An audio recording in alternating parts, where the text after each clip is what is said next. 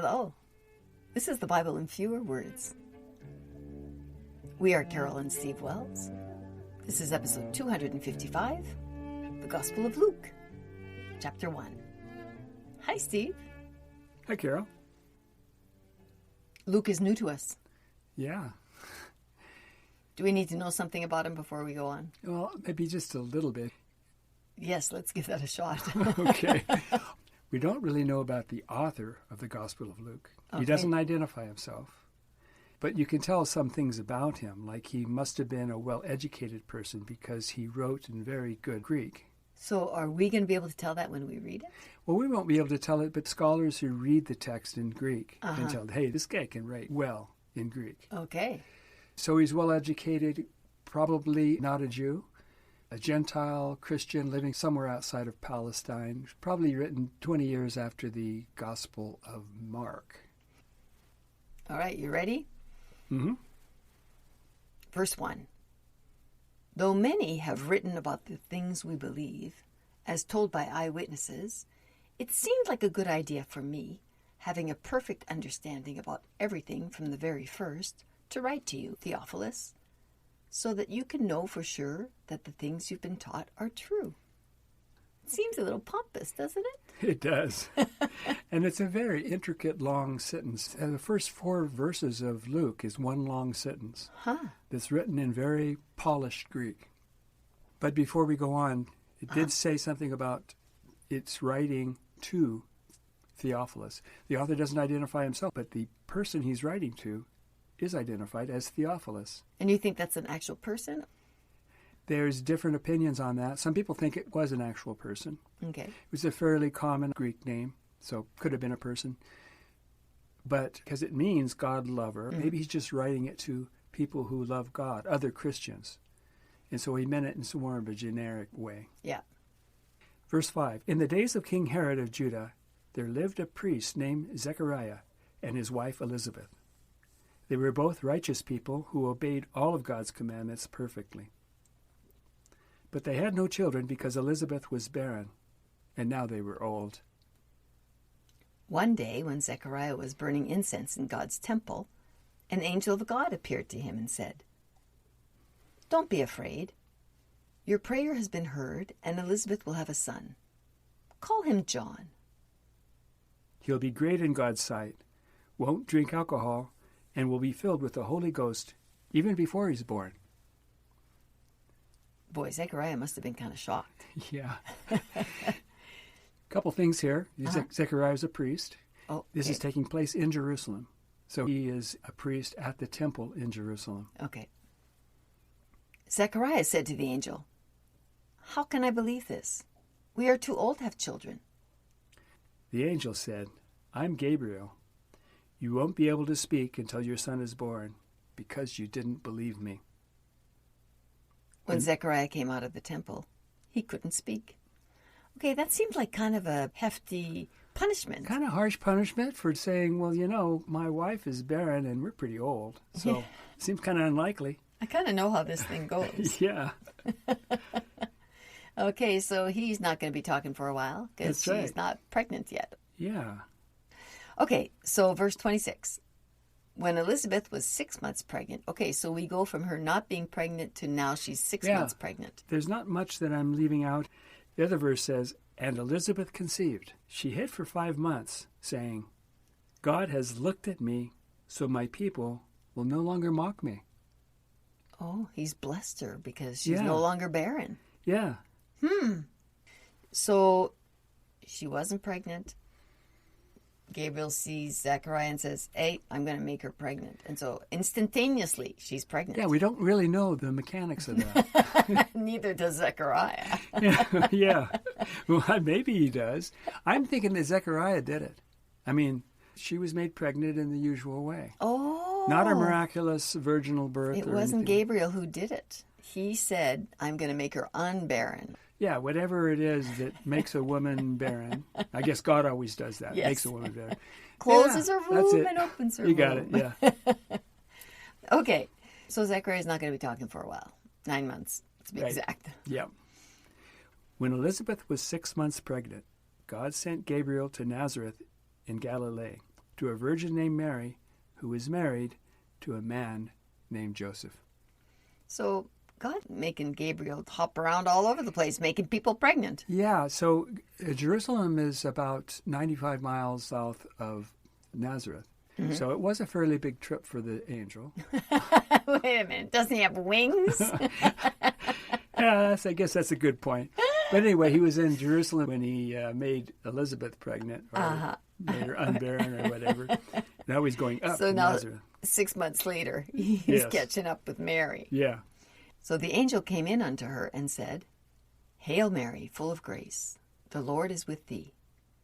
Blessed art thou among women. So what does that sound like? That's a prayer I said as a kid every night. Yeah. Prayer is that? What do we call that? Hail Mary. The Hail Mary. So the Hail Mary was taken directly from the Bible. From At Luke. least the beginning. From Luke chapter 1, right? Yep.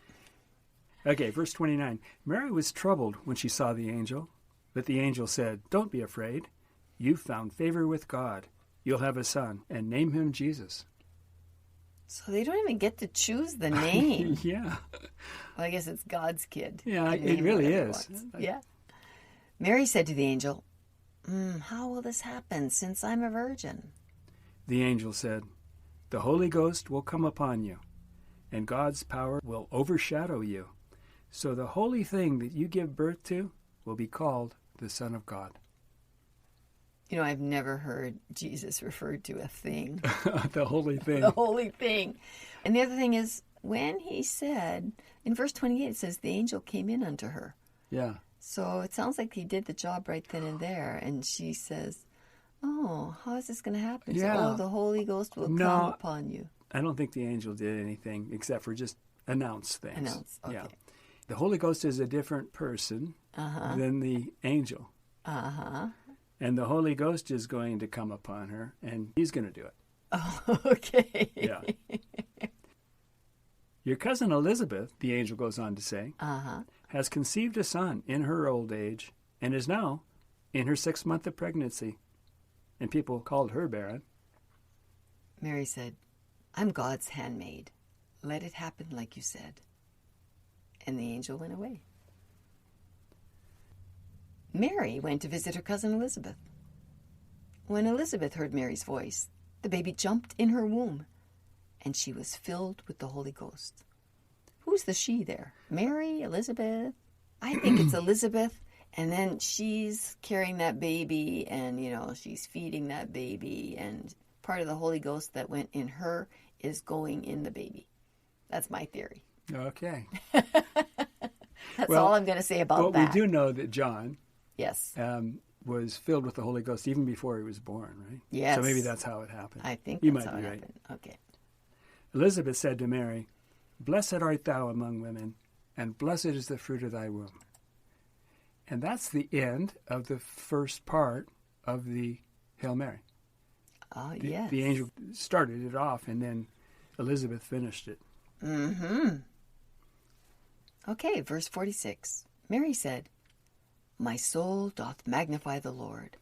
So Mary is now pregnant. Yes. And she's all happy about it. Her soul magnifies the Lord. Yes. She's going to go on here for another 10 verses or so, talking about stuff, which I'm leaving out. So that's the Magnificat. Mary's prayer there is the Magnificat. It's a big deal in the Catholic Church. It's said every day at Vespers, and at various other places in the liturgical world as well. Who says Vespers? Priests and nuns, everybody that's in the religious life, that's in a monastery. And how many times do they say prayers during the day? I think it's actually 7 times a day. And so the Magnificat is the actual words of Mary in Luke chapter 1 that she says here. Yeah. Verse 56. Mary stayed with Elizabeth for about 3 months and then returned home. When the time came, Elizabeth delivered a son. When he was 8 days old, he was circumcised. How did they know to do that?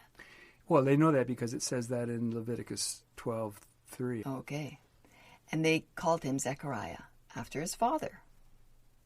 But Elizabeth said, I know that my husband Zechariah can't talk right now, but he was told to name his son John. Elizabeth said, "No, his name is John." They said to her, "No one in your family is called by that name." So they asked his father, Zechariah, what he'd like to name him. Of course, he couldn't talk yet. That's right. So Zechariah wrote down the name John, and immediately he could speak again. Good for him. I guess he learned his lesson. So John wrote, he wrote it down. Yeah.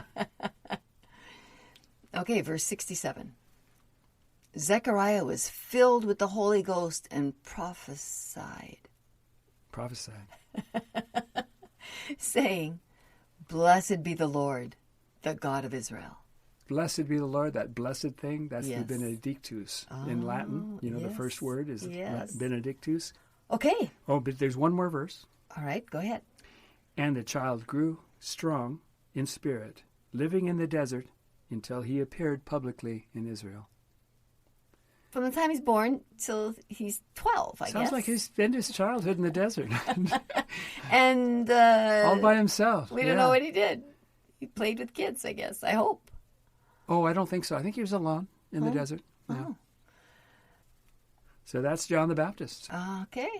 And Jesus is not yet born, right? No. We're going to get him born in the next episode, I think. Okay, great.